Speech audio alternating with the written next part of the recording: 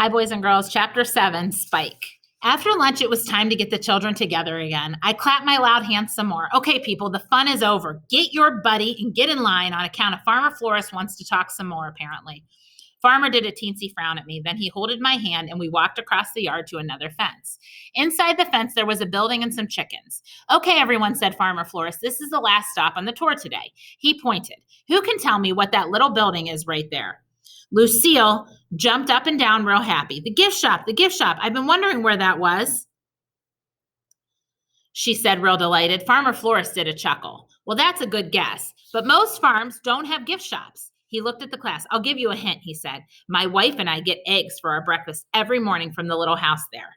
Just then, a boy named Roger jumped up and down and all around. I know, he shouted. It's a hen house. Farmer Flores smiled. Right, he said. It's a house where hens lay their eggs. Farmer Flores opened the gate. I tugged on his shirt. He bended down next to me. Is there a rooster in there too? I asked, kind of scared. Just one, he said, but there's lots of chickens. Want to go in and say hello? I shook my head real fast. Then I runned away from the gate, speedy quick. Polly Allen Puffer and Jim pointed.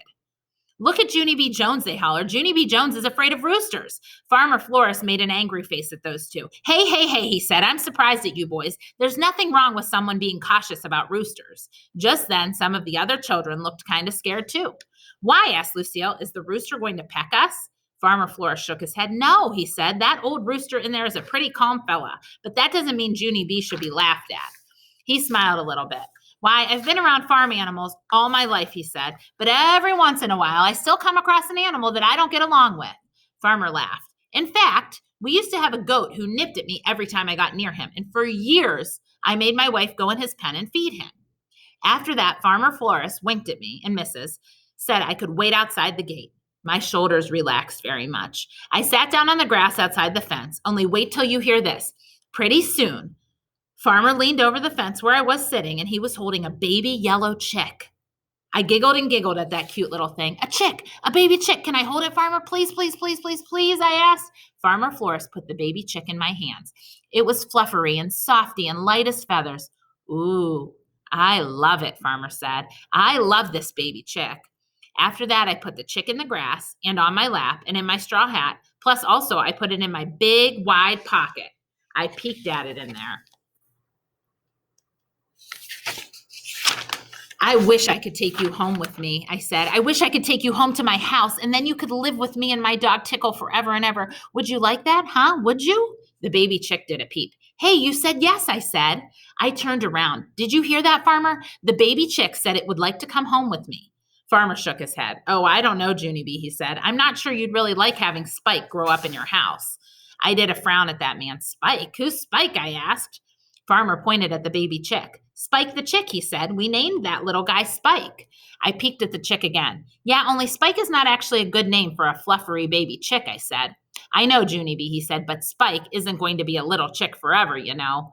I know, I said back, because someday Spike will be a big giant chick. Right, Farmer? Right? Farmer Flores shook his head again. Well, not exactly, he said. I looked at him real curious.